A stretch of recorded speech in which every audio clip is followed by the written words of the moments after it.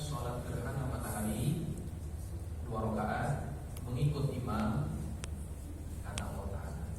Ya, baik.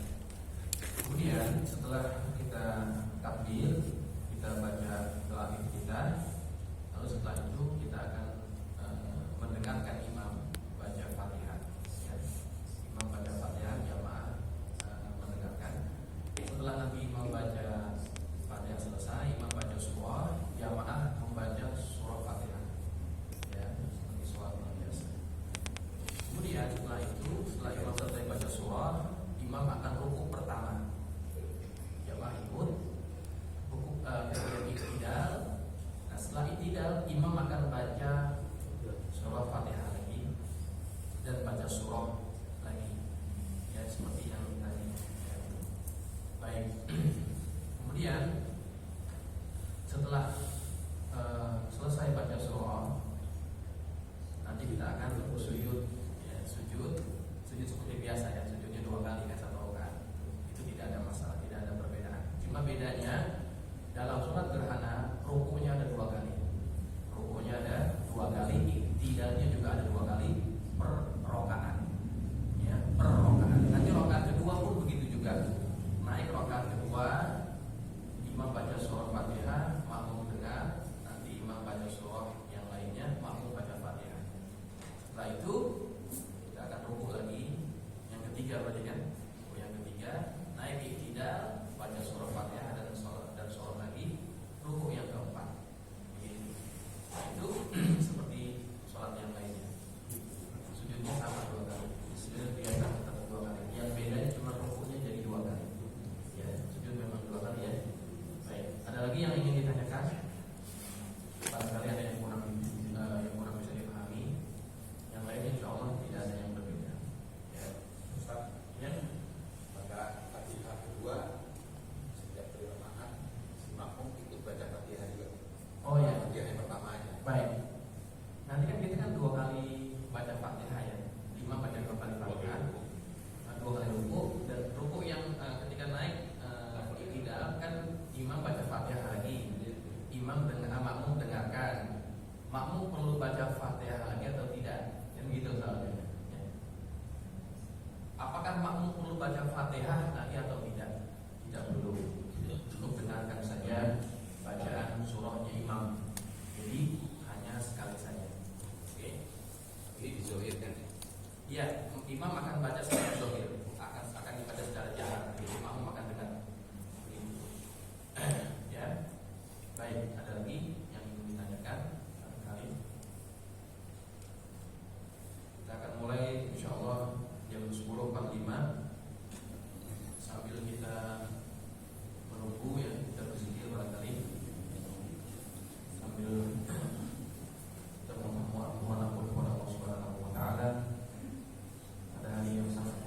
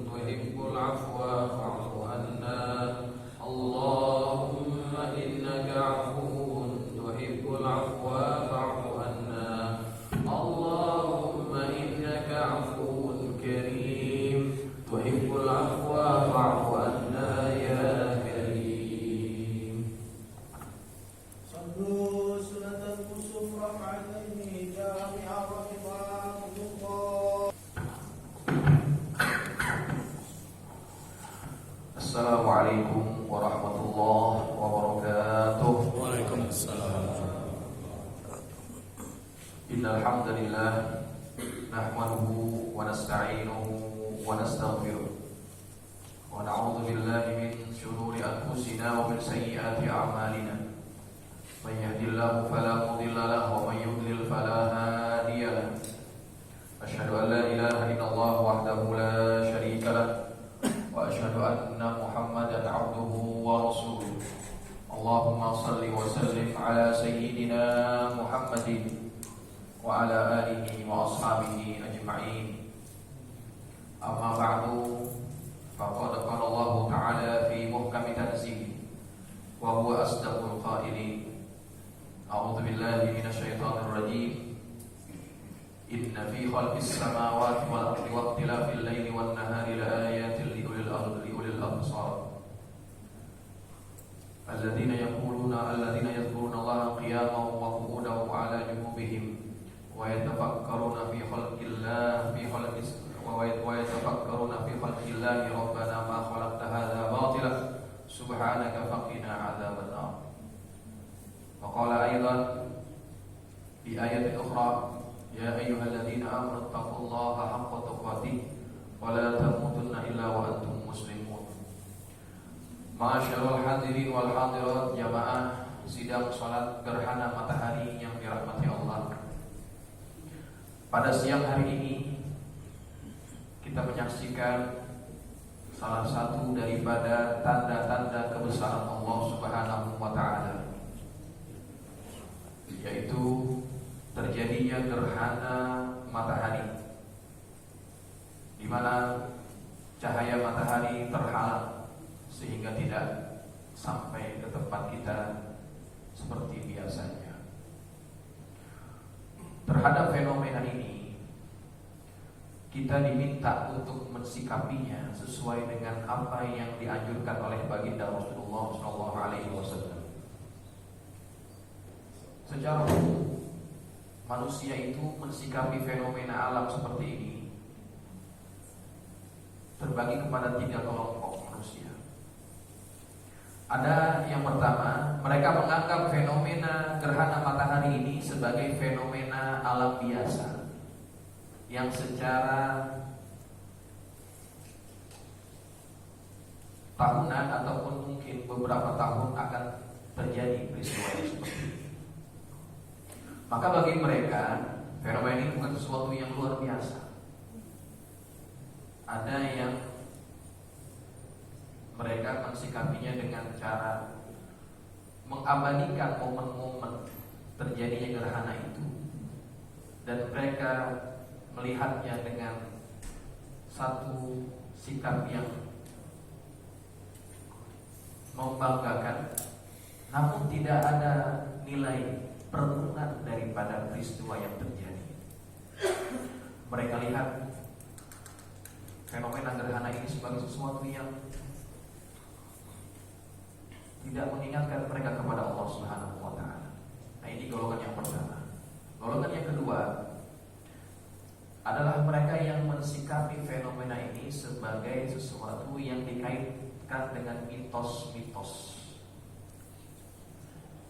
Pada kehidupan manusia sebelum kita, peradaban-peradaban kuno, mereka menganggap peristiwa terjadinya gerhana bulan ataupun gerhana matahari ini, itu mereka anggap sebagai simbol di mana dewa-dewa tertentu mereka memakan matahari.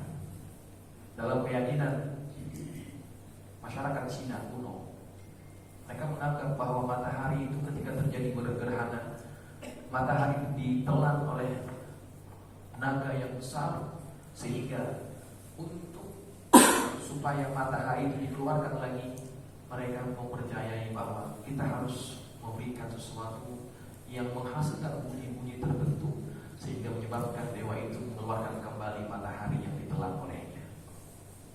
Itu terjadi di sebahagian masyarakat, terutama yang hidup sebelum kita. Bahkan pada zaman Nabi sendiri, fenomena gerhana matahari ataupun bulan ini dikaitkan dengan kejadian wafatnya ataupun hidupnya seseorang. Kebetulan ketika anak baginda Rasulullah SAW yang bernama Sayyidina Ibrahim radhiyallahu taala anhu meninggal dunia. Waktu itu usianya 16 bulan. Terjadi gerhana matahari. Kemudian mereka menganggap bahwa gerhana ini terjadi karena meninggalnya anak Muhammad. Maka sikap yang seperti ini juga bukan sikap yang dimiliki oleh seorang yang beriman kepada Allah Subhanahu wa taala. Nabi kita Muhammad SAW memerintahkan kepada kita untuk mensikapi fenomena ini dengan sikap yang ketiga, yaitu apa? Beliau bersabda dalam sebuah hadisnya, menolak apa yang disebutkan oleh orang-orang kafir tadi. Kata beliau, inna syamsa wal qamara ayatani min ayatillah la yankhasifani limauti ahadin wala lihayati. Sesungguhnya matahari dan bulan ini adalah dua tanda daripada tanda-tanda kebesaran Allah. Tidaklah bulan dan matahari ini terjadi gerhana, melainkan tidaklah gerhana bulan ataupun gerhana matahari itu terjadi karena kematian seseorang atau karena hidupnya seseorang. Kemudian kata baginda Rasulullah, fa idza ra'aitum dzalika, apabila kalian melihat fenomena itu, apabila kalian melihat fenomena gerhana matahari itu, apa kata Nabi? Kata beliau, fad'ullaha, maka berdoalah kepada Allah, wa kabbiru, dan bertakbirlah, wa sallu, dan salatlah kalian, wa tasaddaqu, dan bersedekahlah. Hadirin, inilah sikap yang harus kita lakukan. Makanya ketika PDKM Masjid Buncit Indah ini mengatakan ajakan untuk sholat gerhana, ini sesuatu ajakan yang mengikuti aturan Nabi kita Muhammad SAW. Inilah cara yang harus kita lakukan ketika kita melihat fenomena-fenomena alam yang jarang-jarang terjadi. Al-Imam Al-Ghazali, beliau mengatakan, ketika terjadi gerhana bulan ataupun gerhana matahari, sikap yang harus ada pada diri kita adalah kita harus merasakan rasa takut yang berlebihan kepada Allah Subhanahu wa taala. Karena apa? Karena kejadian seperti ini sama halnya ketika nanti terjadinya kiamat yang akan terjadi kepada kita. Allah Subhanahu wa taala berfirman di dalam Al-Qur'an, di dalam surah Al-Qiyamah, kata beliau, kata Allah Subhanahu wa taala, fa idza bariqal basar, maka apabila mata manusia itu terbelalak, wa khasafal qamar, dan cahaya bulan pun kehilangan cahayanya. Seperti hari ini juga matahari kehilangan cahayanya, terhalangi cahayanya. Wa jumi'asy syamsu wal qamar, kemudian matahari dan bulan itu akan dihimpunkan. Yaqulul insanu yawma idzin ainal mafar, pada hari itu manusia berkata, kemana tempat lari kita? Kalla la wazar, tidak ada tempat untuk kita berlindung. Ila rabbika yawma idzinil mustaqar, hanya kepada Tuhan tempat kembali pada hari itu. Hadirin, seandainya cahaya matahari yang sekarang terhalang ini Allah tahan dan tidak kembali lagi seperti sedia kala, maka itu keadaan yang sangat menakutkan bagi kita jamaah yang dirahmati Allah. Maka keadaan yang seperti ini harus menyadarkan kita bahwa Allah itu adalah Tuhan yang maha kuasa, Tuhan yang maha perkasa. Allah mampu membuat matahari itu bergerak sesuai dengan aturannya, dan Allah juga mampu untuk menghentikan peredaran matahari yang tidak seperti biasanya. Hadirin jamaah yang dirahmati Allah, kalau benda-benda langit yang besarnya jauh lebih besar daripada kita, matahari itu bisa diatur dengan sedemikian rupa oleh Allah Subhanahu wa taala, maka kita, orang yang lebih, makhluk yang lebih kecil daripada matahari, lebih mudah untuk diatur oleh Allah, dan Allah mampu melakukan apapun kepada kita jamaah yang dirahmati Allah. Maka kita sebagai manusia ini tidak sepatutnya memiliki perasaan sombong kepada Allah, perasaan takabur kepada Allah, karena kita adalah makhluk yang tidak punya kekuatan apa-apa. Sedangkan matahari, bulan, kemudian makhluk-makhluk Allah yang lainnya, semuanya bertasbih dan mengagungkan Allah Subhanahu wa Ta'ala. Baginda Rasulullah SAW pernah lewat di satu kuburan. Kemudian ketika itu beliau berhenti dan beliau kemudian mengambil dahan kurma yang masih basah, dan kemudian dahan kurma itu dibagi dua. Yang satu ditancapkan ke salah satu kuburan, dan yang satunya ditancapkan ke kuburan yang lainnya. Kemudian para sahabat bertanya, "Ya Rasulullah, kenapa Anda melakukan hal itu?" Kata baginda Rasulullah, "Sesungguhnya dua penghuni kubur ini sedang diazab oleh Allah Subhanahu wa Ta'ala. Maka aku berharap bahwa dahan pohon yang masih basah ini, yang dahan itu senantiasa bertasbih kepada Allah, tasbihnya itu akan meringankan azab kubur bagi kedua penghuni kubur tersebut." Maka jamaah yang dirahmati Allah, makhluk yang seperti itu pun mengakui keagungan dan keesaan Allah, dan senantiasa mensucikan Allah dan mengagungkan Allah. Maka kita sebagai manusia biasa, manusia yang diberikan akal oleh Allah, seharusnya lebih memiliki kesadaran akan keagungan Allah Subhanahu wa Ta'ala. Kita tidak mampu melihat Allah di alam dunia ini, tapi Allah menunjukkan tanda-tanda kekuasaannya kepada kita. Agar apa? Agar kita berpikir bahwa Allah itu Maha Agung, Allah itu Maha Esa, Allah itu Maha Perkasa. Allah mampu buat apa saja kepada hambanya, termasuk kepada kita. Maka tidak layak bagi orang yang sangat lemah seperti kita ini, kemudian kita mempunyai sifat sombong kepada Allah. Apa bentuk sombong kita kepada Allah? Kesombongan kita kepada Allah adalah ketika kita tidak mau tunduk dan patuh kepada Allah Subhanahu wa Ta'ala. Kita melakukan sholat yang gerakannya beda Pak tadi. Kita rukuknya 2 kali dalam setiap rakaat. Kenapa beda? Rukuk itu adalah lambang ketundukan dan kepatuhan kita kepada Allah. Kita dilatih dan kita diminta untuk mengambil ibrah daripada itu, bahwa ketika terjadi gerhana ini, di mana tanda kebesaran Allah begitu nyata terpampang di mata kita, kita seharusnya semakin taat dan patuh kepada Allah Subhanahu wa Ta'ala. Tidak ada tempat di surga bagi orang-orang yang di dalam hatinya punya sifat sombong. Lihatlah jamaah yang dirahmati Allah, ada makhluk yang sebelum manusia diciptakan, yang makhluk itu beribadah puluhan ribu tahun kepada Allah, tidak pernah bermaksiat sama sekali. Makhluk itu adalah iblis. Kemudian ketika Allah suruh dia sujud kepada Adam, kemudian iblis itu enggan sujud kepada Adam. Lantaran apa? Lantaran dia punya sifat sombong. Kalau iblis yang enggan sujud kepada Adam dihukum oleh Allah, dia diusir daripada surga dan diharapkan masuk ke dalam surganya Allah, maka kita harus mengambil pelajaran daripada itu semuanya. Iblis enggan taat kepada perintah Allah untuk sujud kepada Adam. Iblis hanya melihat kepada siapa dia sujud. Dia melihat ana khairun minhu, saya lebih baik daripada dia. Khalaqtani min nar, engkau ciptakan aku daripada api. Wa khalaqtahu min tin, engkau ciptakan dia daripada tanah. Maka dia enggan sujud kepada Adam. Tapi dia lupa, sebetulnya siapa yang suruh dia sujud?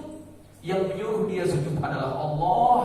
Ketika kita enggan melaksanakan perintah Allah, disitulah bahwa dalam hati kita ada sifat sombong. Kita tidak mau diatur oleh Allah Subhanahu wa Ta'ala. Maka kalau kita yang diminta sujud kepada Allah, kemudian kita enggan, sesungguhnya kita lebih sombong daripada iblis. Kalau iblis tidak mau sujud kepada Adam, walaupun itu perintah Allah, kita diperintahkan oleh Allah untuk sujud kepadanya 5 kali sehari. Kemudian kita enggan, maka sesungguhnya kita juga punya sifat sombong itu jamaah yang dirahmati Allah. Maka hadirin jamaah yang dirahmati Allah, peristiwa ini, fenomena ini harus menambahkan rasa takut kita kepada Allah Subhanahu wa Ta'ala. Dengan adanya rasa takut itu, kita akan semakin taat kepadanya. Kemudian kita sudah melaksanakan yang namanya doa, kita sudah melaksanakan yang namanya sholat dan juga bertakbir kepada Allah. Ada anjuran lagi daripada baginda Rasulullah ketika kita mengalami fenomena ini, seperti hadis yang tadi dibacakan, wa tasaddaqu, bersedekahlah kalian. Maka setelah kita melaksanakan ibadah ini, bersedekahlah dimanapun kita mampu bersedekah. Sebagai apa? Sebagai bentuk usaha kita memperbanyakkan bekal, bahwa kita pasti mati dan kita mesti membawa bekal yang cukup banyak. Dan bekal yang paling berharga adalah apa yang kita sudah sedekahkan di jalan Allah Subhanahu wa Ta'ala. Selain itu, sedekah yang kita berikan ini juga merupakan bentuk penolak daripada bentuk kejahatan dan kemudaratan maupun bala daripada kita, sehingga kita bisa terhindar dari segala bentuk keburukan yang bisa terjadi kepada kita. Hadirin jamaah yang dirahmati Allah, maka inilah hikmah daripada peristiwa gerhana matahari yang sedang kita alami ini. Mudah-mudahan kita dijadikan Allah Subhanahu wa Ta'ala sebagai hambanya yang semakin taat kepada Allah, dan kita berharap semoga Allah Subhanahu wa Ta'ala ampunkan dosa-dosa kita. Ya Allah ya Arhamar Rahimin, pada hari ini kami menghadap kepadamu ya Allah, kami memohon agar Engkau ampunkan segala dosa-dosa kami. Ya Allah, kami mengakui bahwa kami ini adalah hamba yang kurang beribadah kepadamu. Ya Allah, karuniakanlah kepada kami kekuatan, taufik-Mu, agar kami bisa taat senantiasa kepadamu ya Allah ya Arhamar Rahimin. Ya Allah, seandainya dalam diri ini ada sifat sombong, maka hilangkanlah sifat sombong itu dalam diri kami. Ya Allah, tancapkan rasa takut ke dalam hati nurani kami kepadamu, agar kami senantiasa bisa beribadah sebaik-baiknya kepadamu ya Allah ya Arhamar Rahimin. Ya Allah, seandainya amal ibadah kami banyak kekurangan, maka tutupilah kekurangan itu. Maafkanlah atas kehilangan dan kealpaan kami, dan terimalah segala amal soleh kami. Dan kami mohon kepadamu ya Allah, tutuplah akhir hidup kami dengan husnul khatimah, dan izinkanlah kami mengakhiri hidup ini dengan mengucap kalimat la ilaha illallah, dan jadikanlah syurga sebagai tempat kembali kami. Allahumma rabbana atina fid dunya hasanah wa fil akhirati hasanah wa qina adzabannar.